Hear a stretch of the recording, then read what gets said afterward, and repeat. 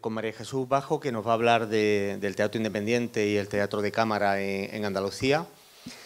María Jesús es doctora por la Universidad de Sevilla, investigadora especializada en el teatro español del siglo XX, directora del Centro de Investigación y Recursos de la Arte Escénica de Andalucía, de donde está haciendo una labor maravillosa de apoyo y de difusión y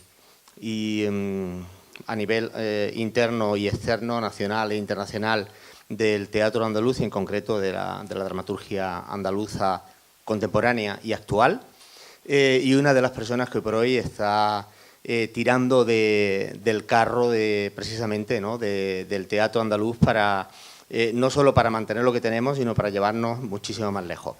Así que os dejo con ella, seguro que va a ser interesantísimo, y a su término tendremos turno de preguntas como viene siendo habitual. Gracias. Gracias. Ahora. Muchas gracias, Miguel, me quiere mucho, se nota, y muchas gracias tanto a Isabel, a Rafael Torán, a Miguel Palacios por invitarme a estas jornadas. Estoy encantada de estar aquí y reitero lo que ha dicho Pedro Ruiz. Creo que son unas jornadas necesarias porque hay muchos aspectos que se desconocen y son fundamentales, y porque hay muchos autores maltratados o maltratados, o sea, junto y separado lo de maltratados, ¿vale? Bueno, pues yo voy el título es el que está aquí, es Hacia el teatro independiente, el teatro de cámara en Andalucía.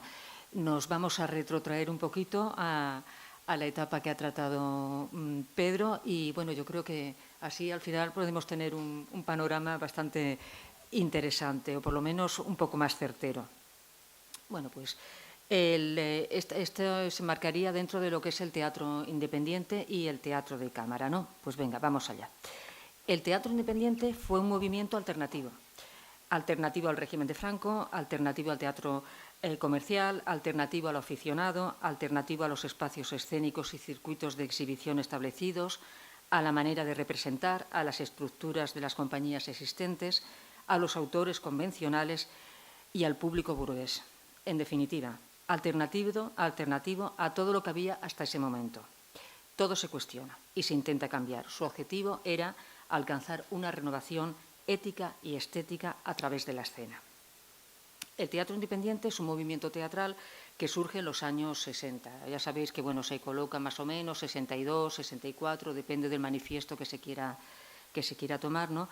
Y que termina en puridad. Este movimiento del que estamos hablando, pues unos dicen que en el 78, ya con las primeras, ya pensando en las primeras elecciones, en el 80, que hay una especie de autodisolución, ¿no?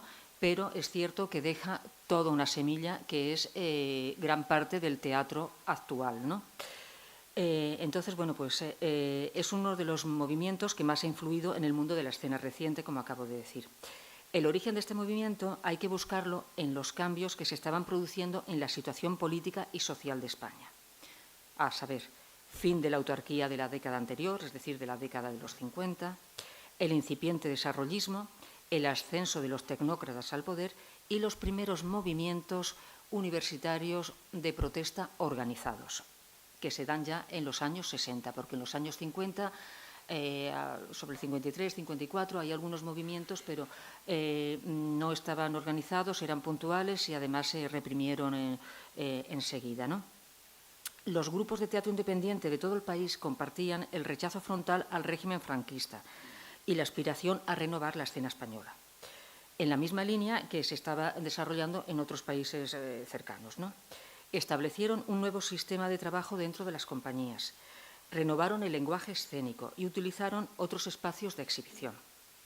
De este modo, terminaron constituyendo un teatro paralelo al oficial y al comercial. La importancia del movimiento es incuestionable y sus logros definitivos para el teatro posterior, como ya hemos dicho. El movimiento escénico del teatro independiente se extendió rápidamente a través de encuentros y festivales, y en Andalucía se dieron algunas de las compañías más importantes del país, con más trayectoria y más peso. Pero, ¿cómo surge este movimiento de teatro independiente? Porque la verdad es que nada surge de la nada, ¿no? Pues existen varios caminos que confluyen. Uno de estos caminos es el Teatro Español Universitario, más conocido como TEU, cuyo origen se remonta al Sindicato Español Universitario, SEU. Los más mayores sabrán de esto un poquito más, aunque no nos ha tocado, Pedro, a nosotros no nos ha tocado. El SEU lo fundó la Falange Española y se convirtió, después de la guerra, en un sindicato obligatorio para todos los estudiantes de la universidad. O sea, que te hacías la matrícula y pagabas tu papeleta de ser del sindicato. El TEU tenía la misión de renovar el teatro según la idea falangista. Un teatro de calidad, querían, frente al teatro comercial, pero al servicio del régimen y con el objetivo de inculcar los nuevos valores nacional católicos, con una clara predilección por las obras de teatro del siglo de oro que ellos pensaban, de nuestros siglos de oro, que ellos pensaban que podían encarnar mejor todas las ideas del nacionalcatolicismo. Aunque, curiosamente, este movimiento, el TEU, que nace al servicio del régimen, es el que mejor representa la evolución del teatro español durante las décadas posteriores, es decir, durante los 40, los 50 y los 60. El TEU pasa de encarnar el ideario del régimen a contribuir decididamente en su lucha contra él. Y así observamos cómo pasa de poner en escena los clásicos, más clásicos españoles, a compartir autores y formas de representar con el teatro de cámara y ensayo, y ya en los años 60 a ser la antesala del teatro independiente. Hay que decir que el TEU en los años 63, 64, 65 era un semillero, aparte del teatro independiente, de obras absolutamente contestatarias. Sí que había algunos grupos un poquito más en la línea, digamos, más reaccionaria o menos implicada, pero había muchos grupos que tenían unas obras ya muy interesantes y muy beligerantes hacia el régimen y bastantes detenidos también dentro de los actores y directores del TEU de esos años. Otro camino que nos lleva hacia el teatro independiente es el teatro de cámara y ensayo. Tras la guerra civil, el panorama escénico era desolador, con compañías comerciales proclives al género cómico y la revista. Se incorporaron a la cartelera de forma continuada pues, José María Pemán, Joaquín Calvo Sotelo y Juan Ignacio Luca de Tena. La presencia de autores extranjeros era muy escasa, sobre todo los contemporáneos. Y hasta la irrupción de Miura, Buro Vallejo, Alfonso Sastre y la recuperación de Jarciel de Poncela no se empieza a atisbar un ligero cambio en lo que era la cartelera comercial. Pero esta situación teatral no era nueva. Desde el principio del siglo XX, se venía padeciendo. El teatro histórico tenía una gran preponderancia y una presencia tremenda, además del teatro costumbrista liderado por los Álvarez Quintero. El teatro de Marquina, Benavente y Echegaray era representado con asiduidad, frente a un imposible teatro de Valle Inclán, a un incomprendido teatro de Unamuno, ¿no?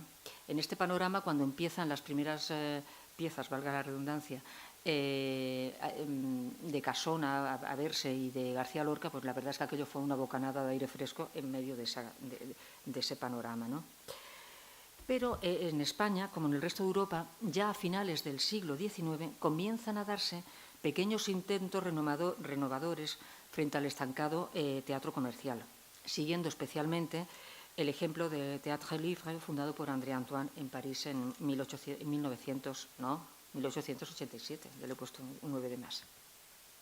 Estos ensayos que se hicieron de un teatro de cámara más íntimo, la verdad es que la mayoría de las veces fueron ensayos por y para gente de la escena, ¿no? O intelectuales, salvo algunas excepciones, ¿no? Como la Escuela Briagual o como la Compañía de Arte, ¿no? Salvo esas excepciones y poco más, eran pequeños ensayos que muchas veces eran más divertimentos, no llegaban al gran público, lamentablemente, ¿no? Tras la Guerra Civil, algunas de las compañías intentan recuperar este espíritu y ya a mediados de los años 40 comienzan a surgir grupos, por ejemplo en Madrid como Arte Nuevo, La Carátula, Teatro de Agitación Social, Dido Pequeño Teatro.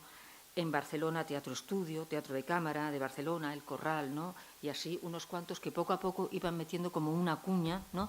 En lo que era esa cartelera comercial, ¿no? Y iban haciéndose con un público normalmente más intelectual, proclive a esas obras, ¿no? El repertorio de estas compañías se componía básicamente en obras de autores extranjeros del siglo XX, ¿no? Y algunos americanos, Tennessee Williams, Anouilh, Graham Greene, Ionesco, Gelderode, Hugo Bettig, Cocteau, Beckett, era lo más frecuente junto con otros muchos, ¿no? Pero esto se repetía muchísimo, ¿no? Pero no obstante, hay que decir que existía una corriente oficial de teatro de cámara y ensayo. Después de la Guerra Civil, el Teatro Español y el María Guerrero pasan a ser teatros nacionales, dirigidos por personalidades del momento del mundo del teatro, ¿no? Y dependían del Ministerio de Educación Nacional.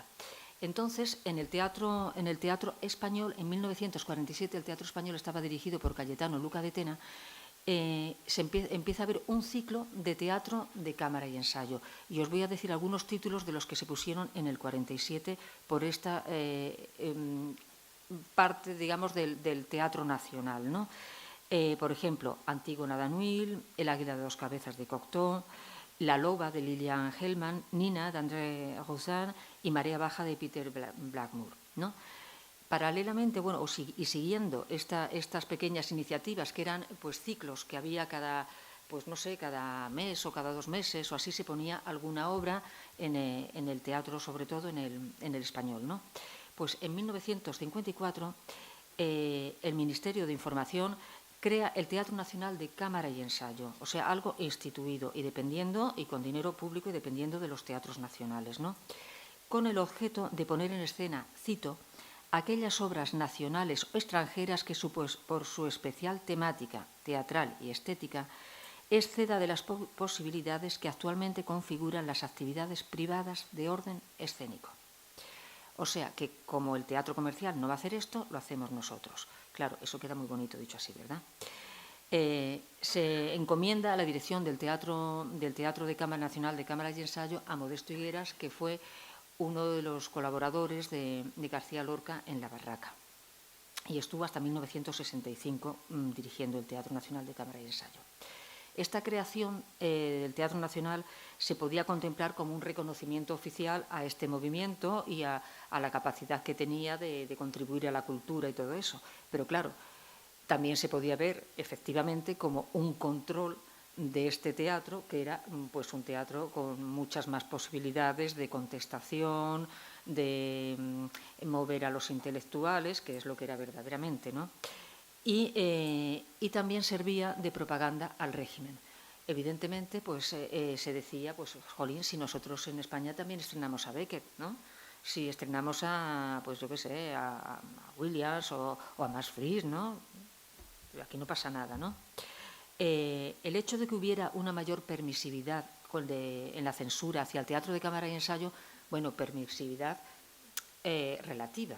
Se daban autorizaciones, pero para una única función, sin que se hiciera una difusión previa de que se iba a hacer ese espectáculo y sin crítica posterior. O sea que veréis que las condiciones no eran exactamente las más adecuadas, pero bueno. Pero de todas maneras sí autorizaban determinadas obras que al teatro comercial nunca hubieran autorizado.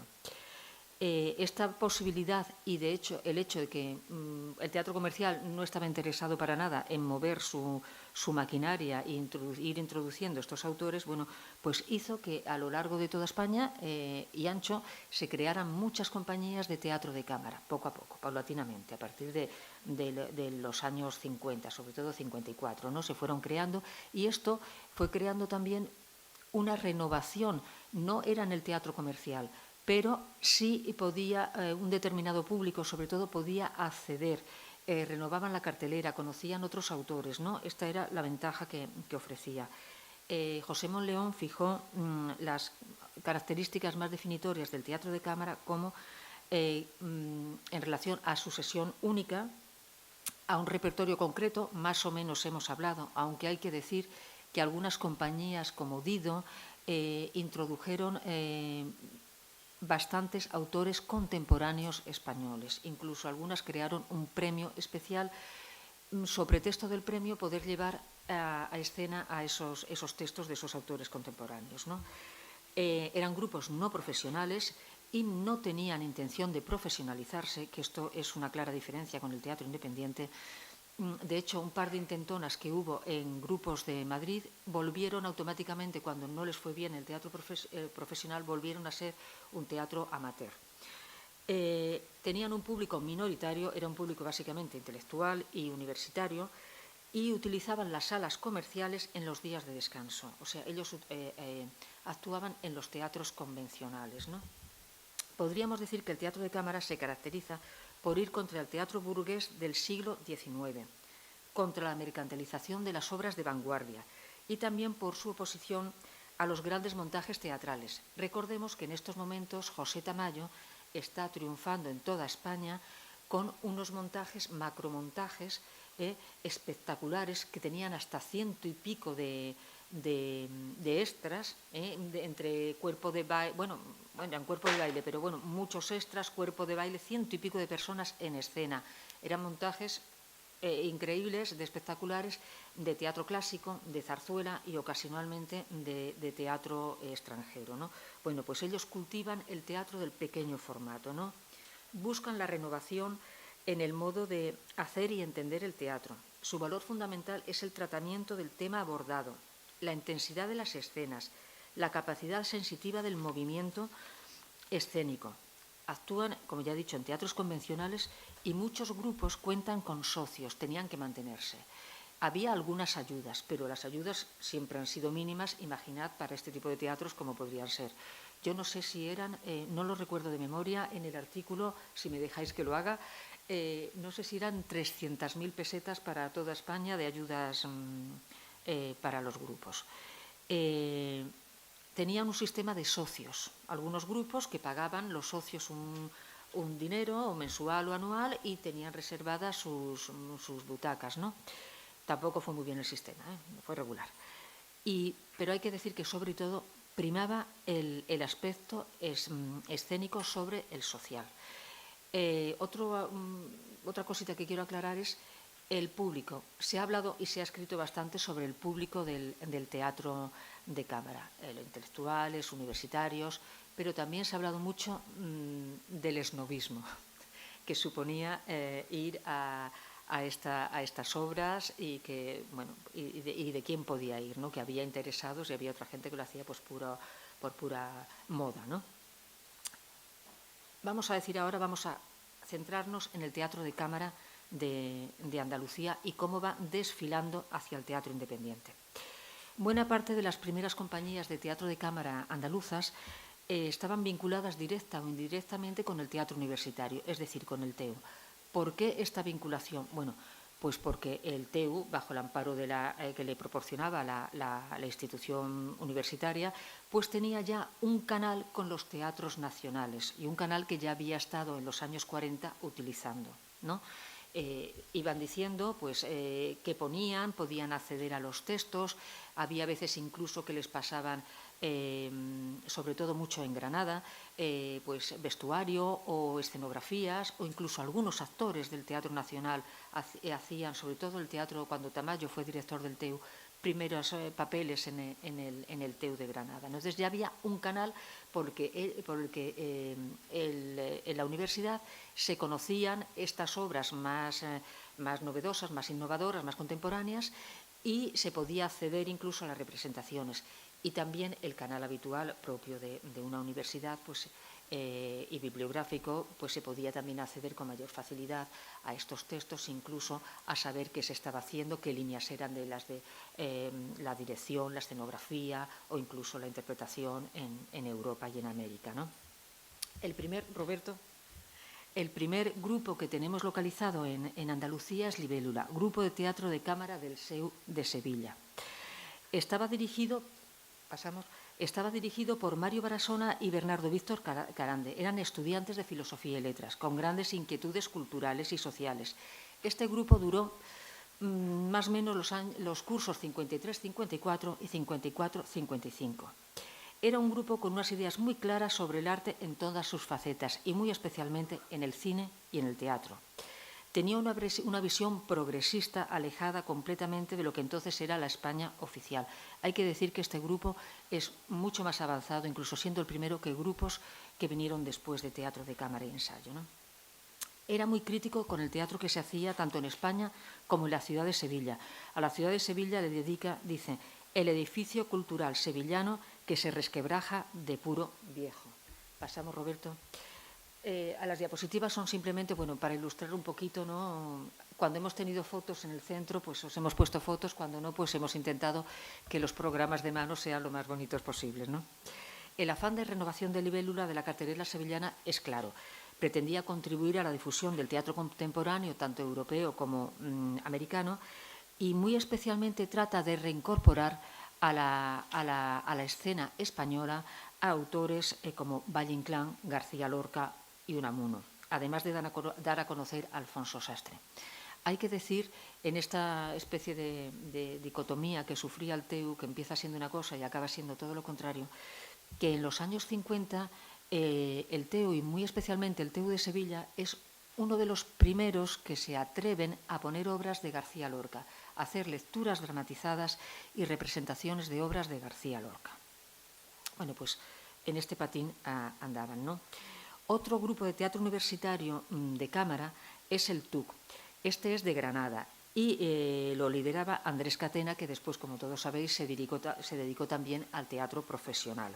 Algunas de sus puestas en escenas eran de clásicos, pero shakespearianos, Romeo y Julieta y Hamlet. También puso a contemporáneos como Eugenio O'Neill con el emperador Jones, ¿no? Tenía una estrecha relación con los colegios mayores, ¿no? Representaban muchísimo allí. Es muy interesante también, sería muy interesante también investigar el trabajo que se hizo tanto en el teatro como cultural y esa vía de escape que suponían los colegios mayores, ¿no? Y además, al igual que Libélula, era un incansable dinamizador cultural. Pasa, cuando puedas, pasa, y ves, este es Hamlet, y vuelve a pasar, que no sé si tenemos algo más. No, ya no tenemos más. Bueno, pues estos grupos se dedicaban también mucho a hacer revistas literarias, ¿no? Donde daban a conocer pues, autores, ya no solamente de teatro, sino poetas y novelistas, ¿no? Más contemporáneos. Aquí tenemos, pasa el taller de la Casa de América. José Martín Recuerda, creo que Certín Bauer, no sé por dónde anda, estuvo ayer hablando de Martín Recuerda, ¿no? Bueno, ahí, vale. Bueno, pues Martín Recuerda estuvo dirigiendo el TEU de Granada. Lo llevó a unos límites increíbles, salió de España, tuvo una calidad muy, muy buena. Él ponía sobre todo teatro clásico, excepto dos obras, lo que puso fue teatro clásico.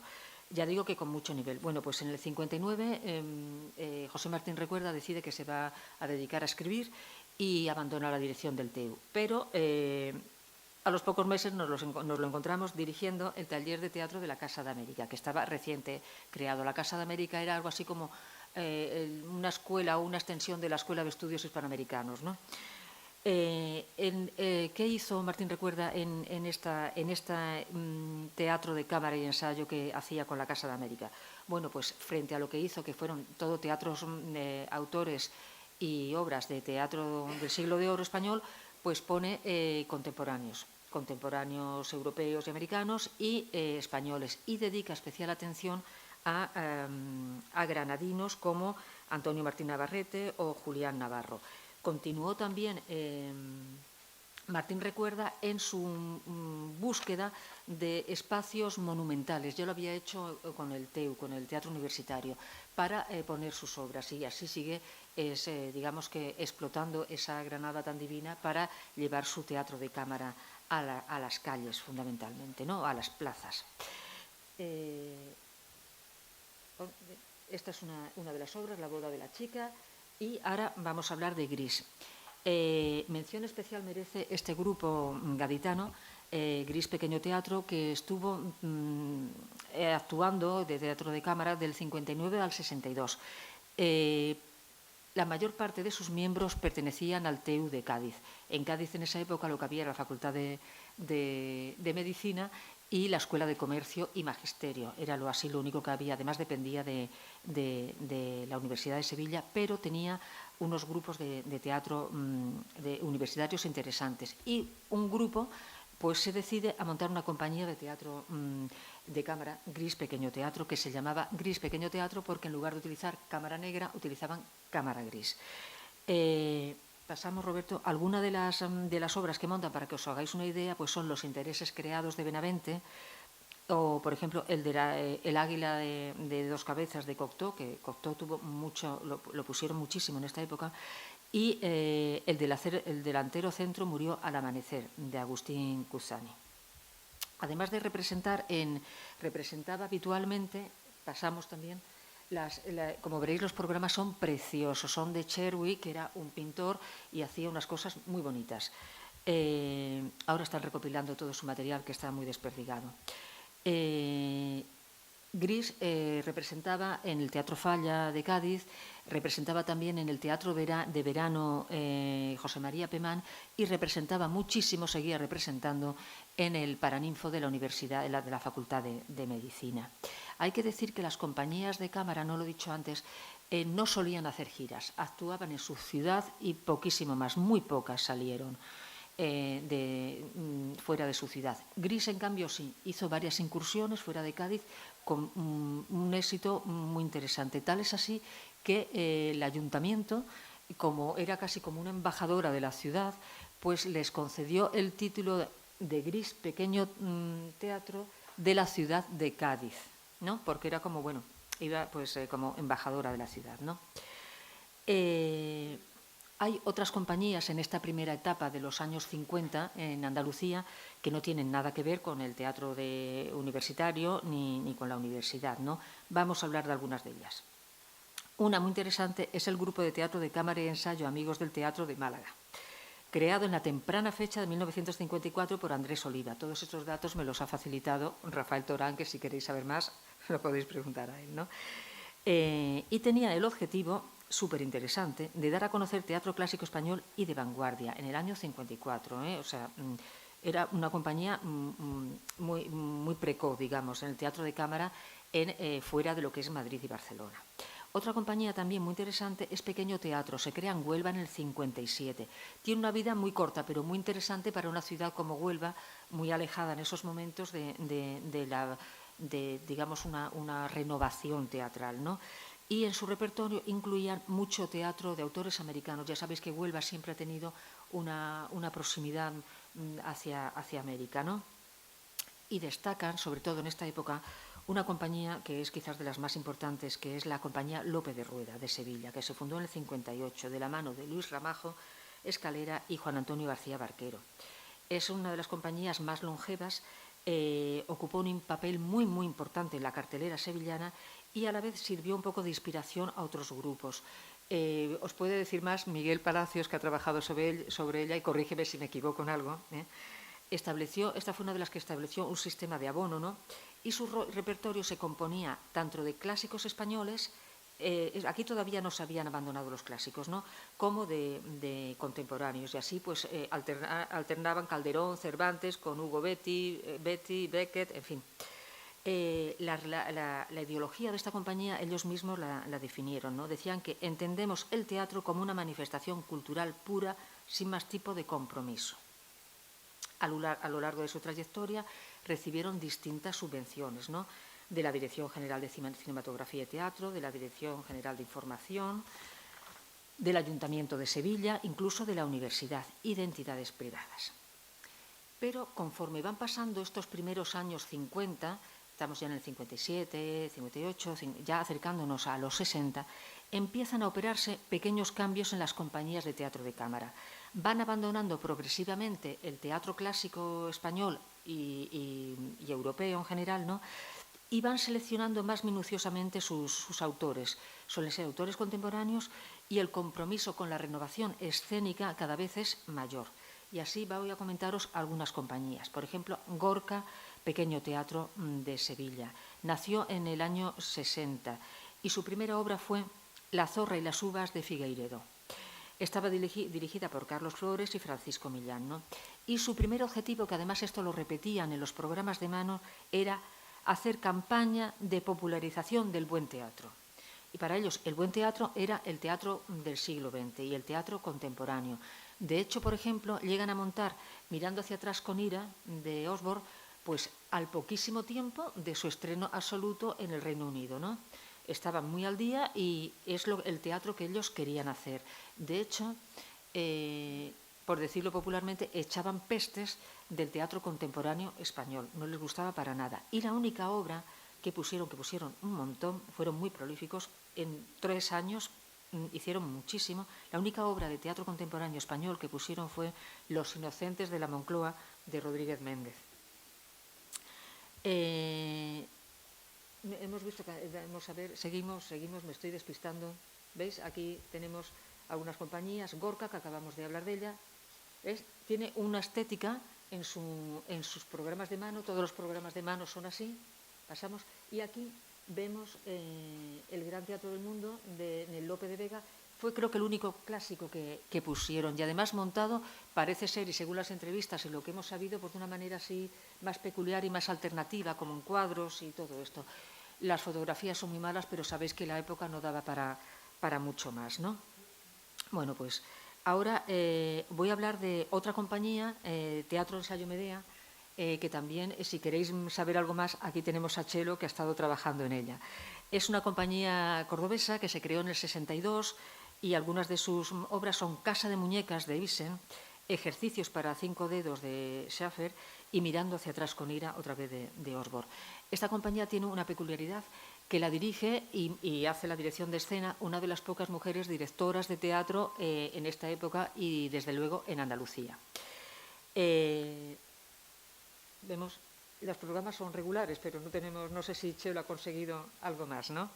Bueno, otra compañía también muy centrada, sobre todo centrada en lo que es la renovación, digamos, escénica y de la puesta en escena, es Forum Teatro Experimental en el año 61.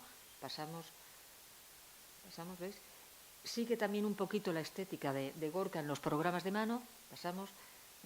Y esto es un festival que se hizo en Sevilla, muy curioso, pero eso nos daría para otra charla, ¿vale? Bueno, ya habéis visto cómo va poco a poco evolucionando el teatro de cámara. En estos años 60 también comienzan a existir otras compañías de teatro de cámara, normalmente pequeñas y de una duración muy corta, una vida muy corta, en las cuales las inquietudes escénicas características de estos grupos permanecen. Pero el compromiso político se va haciendo cada vez más fuerte y más evidente. Los textos tenían un contenido ideológico más marcado. Los autores que se representan pues van de acorde con este estilo, ¿no? Mayoritariamente son extranjeros, ¿no? Y se empieza a abogar por un teatro menos elitista y más popular. Algunas de estas compañías son, por ejemplo, Hora Primera, que tuvo una vida del 60 al 63. Esta compañía la crearon José Barrera Coronado, José Batlló y el político entonces estudiante de peritos industriales Alfonso Guerra. Llevaron a escena La mordaza de Sastre, Final de partida de Beckett, Monasterio de Gelderode, El maestro de Ionesco y Historias para ser contadas de Osvaldo Dragún. Alfonso Guerra también, exactamente, aquí el que está sentado, pasa para el que está sentado es Alfonso Guerra. Por lo visto no debía ser muy buen actor, ¿eh? Oye, lo han dicho los otros directores y los compañeros de reparto, ¿vale? Venga, pasamos. Alfonso Guerra también colaboró con otra compañía de teatro de cámara y ensayo, que era la Compañía de Teatro de Cámara y Ensayo Hispalense, que se creó en el año 61. Esta compañía estaba dirigida por la joven Carmen Reina, pero curiosamente, aunque ella era la directora de la compañía, para los 2 montajes que puso la compañía en escena, pues para uno llamó al experimentado Manuel Garrido, que montó Sala de estar de Graham Greene, y para el siguiente, pues Eurídice, que lo dirigió Alfonso Guerra, que se debe ver por ahí, al final se ve dirección, Alfonso Guerra, ¿vale? Que, por cierto, con Eurídice tuvieron algunos problemas con censura. Las compañías de teatro de cámara no solían tener, en Madrid un poquito más, pero en Andalucía no solían tener problemas con censura, aquí ya empezaron a tener. Estos grupos pequeños que estamos hablando ahora, ya más politizados y eso, y más pequeños, quizás con menos recursos, podían acceder menos a las ayudas del ayuntamiento y todo esto, pues tampoco accedían con tanta facilidad a los teatros grandes, ¿no? Al Lope de Vega o al Falla, a todos estos, ¿no? Entonces solían actuar en teatros más modestos y muchas veces en los salones de actos de los institutos, ¿vale? Pasamos. Exactamente. Hay otros grupos también de este tipo y cada vez más, digamos, con una ideología y una concienciación social más fuerte. Uno de ellos es Horto Nuevo Teatro, que surgió en el 63 y sus directores fueron Fernando Morales y Francisco Fernández. Este grupo propugnaba realizar un teatro popular, pero un teatro popular, pero en el sentido de un teatro para el pueblo y no para una minoría culta. Ya las cosas van por aquí, ¿no? Posteriormente, Fernando Morales creó CIMIS, Pequeño Teatro, pasamos, y que hizo montajes pues como Proceso por la sombra de un burro, de Dürrenmatt, que imaginar ya el sesgo que le iban dando al proceso, ¿no? Y a quién se lo iban dando, ¿no? Y después también hicieron una comprometida Andorra de Mas Fris. ¿Veis? Aquí ya los autores ya van tomando, son cada vez más, digamos, tienen una carga ideológica, política y social mucho más fuerte, ¿no? Y ahondando en este contenido político, pues hay, y ya cada vez más próximos al teatro independiente, tenemos al grupo teatral Thalía, de Morón de la Frontera, que se crea en el 64, y posteriormente al grupo teatral Antígona. Estas son las escenografías, pasa si quieres, que nos han pasado, ¿no? Estos grupos, el último, el de Antígona, cesó su actividad en el año 71. Y estos grupos, estas dos agrupaciones, tenían una figura clave, que era José Julio Vélez Noguera, que hacía las veces de director la mayoría de las veces y los textos eran suyos. Esta compañía tuvo ya muchos problemas con censura y de hecho un poemario de Alberti, querer poner Alberti ya era ya una osadía ya muy grande, pues se lo prohibió censura, ¿vale? Estamos hablando ya de unos años, el 60 y pico, en los que la censura previa había desaparecido. La censura previa desaparece, creo que es en el 64 me parece, y a partir de ahí había censura, pero era posterior. O sea, podían llegar y decirte, pues lo siento muchísimo, esto no se hace. Pero después de que lo hubieras montado, con lo cual casi era mayor faena, pero bueno. Pues esta gente no les dejaron montar el poemario de Alberti. Bueno, como habéis podido ir apreciando, la evolución del teatro de cámara lo conduce a una línea cada vez más difusa en la que el teatro de cámara se confunde y mezcla con el teatro independiente. Y así, las exigencias del teatro de cámara de renovación escénica, la necesidad de un teatro íntimo, alejado de lo espectacular, pero a la vez más popular y crítico, sentaron las bases del rompedor teatro independiente. Aunque hay que decir que el teatro de cámara no desaparece inmediatamente cuando empieza a aparecer el teatro independiente. No, hay algunas compañías que existen, ¿no? Y que lentamente, bueno, pues existen y van cambiando, y otras, como el TEX, pues perpetúa el teatro de cámara, sus autores, su modo de hacer teatro, hasta bien entrada la década de los 70. Entonces, mientras que el TEC, pasamos, Roberto, pone en escena pues sus obras,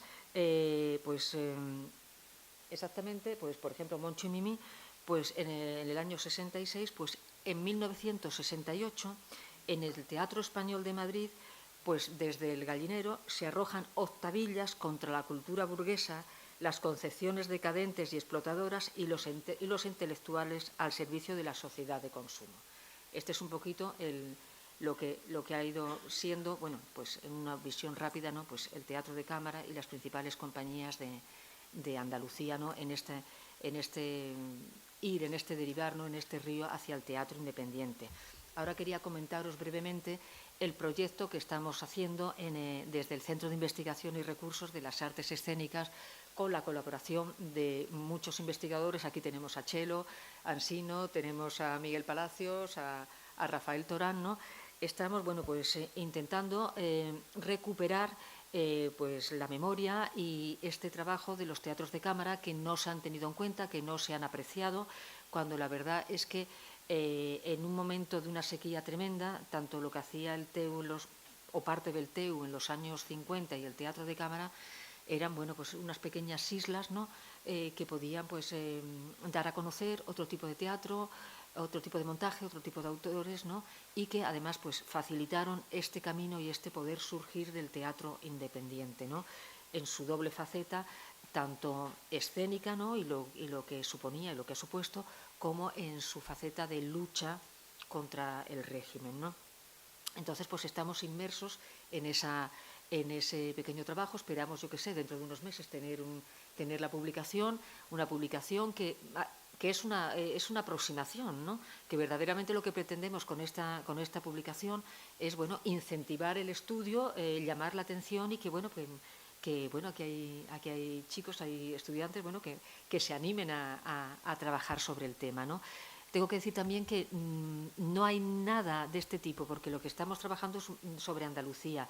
Lo único que así a nivel tan amplio no hay nada en España hecho del teatro de cámara. Hay sí una tesis sobre Dido, pero todas cosas pequeñas y no un panorama como el que pretendemos dar nosotros y establecer, ¿no?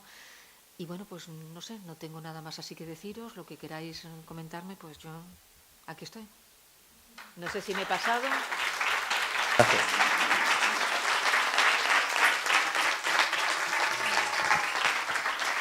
No sé si me he pasado con el tiempo. Me he pasado. Un montón. Un montón, pero lo siento, no pasa nada, era tan interesante que no he osado cortarte. Vamos mal de tiempo, pero bueno, siempre podemos hacer al menos una pregunta o tal vez dos si son rápidas. Voy a ponerme las gafas de escuchar.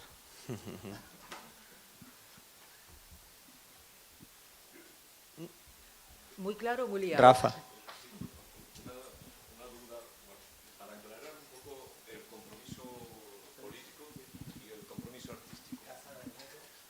El compromiso político y el compromiso artístico. Del teatro de cámara. ¿Del teatro de cámara? Sí. Vale. Bueno, pues el teatro de cámara, en principio, si lo tenemos que definir en relación a compromiso político sí o compromiso político no, tiene un compromiso político tibio. Es decir, al principio, lo que he comentado de Libélula y eso es una raya en el agua. Las compañías de teatro de cámara comienzan, y casi todas las de los años 50, su principal compromiso es un compromiso escénico, de renovación de la escena, de dar a conocer autores nuevos y de cambiar, de abominación del teatro comercial. Puede que tengan a lo mejor un poquito más de compromiso social, de algún cambio social y todo eso, pero no están muy concienciados políticamente, o por lo menos las compañías, a lo mejor individualmente algunos sí lo estaban, pero las compañías no, se mueven en una tibieza. En los años 50 el teatro de cámara tiene muy poco compromiso político. A partir de los 60 empieza a haber algunas compañías que sí, que ya van tomando una conciencia mayor de que, bueno, hay que hacer algo, de que el teatro puede servir para cambiar no solamente la escena, sino el panorama político, ¿no? Y ya hay personas como, bueno, pues como Alfonso Guerra y otra serie de personas que ya están ahí y ellos lo tienen muy claro, porque Alfonso Guerra lo tenía muy claro. De hecho, cuando la compañía no funcionaba o decaía, él se iba a otra compañía, ¿no? Y de hecho, bueno, pues terminó en Esperpento, ¿no? Una compañía de teatro independiente, de las más conocidas y de las que más hizo, ¿no? Y además, bueno, en cierta manera también de las que tenían un compromiso político más potente, ¿no?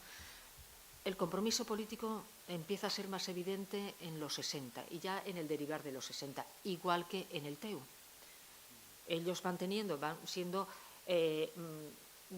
más tibios hasta que van cada vez comprometiéndose más, y entonces llega un momento que las compañías de teatro de cámara y el TEU ven que eso que hacen ellos, y bajo el paraguas que lo hacen, unos bajo ninguno y otros bajo la universidad, eso ya no sirve para esa revolución, para ese contribuir, para ese levantar a la gente en la calle. Y entonces ellos mismos dan un paso atrás y surge el teatro independiente. Muchos se pasan al teatro independiente y otros apoyan directamente al teatro independiente. Esa es un poquito la deriva. Una última pregunta, tal vez. Carmen. Bueno, darte las gracias, María Jesús, porque, bueno, me ha encantado tu intervención, pero es verdad que cuando has hablado del grupo Teatro Ensayo Medea de Córdoba, has dicho que estaba dirigido por una mujer, que era una rara avis. Sí. pero no has dicho el nombre. Ay, perdón. Creo que es Josefina Molina. Josefina Molina, perdón. Muchas gracias. Aquí lo tengo, Josefina Molina, que para quien no sepa, después ha sido conocidísima y muy prestigiosa, una directora tanto de telecine como de televisión, porque es que había poquísimas, en eso estoy ahora, en el tema de las directoras de escena de la época, había poquísimas directoras de escena de la época.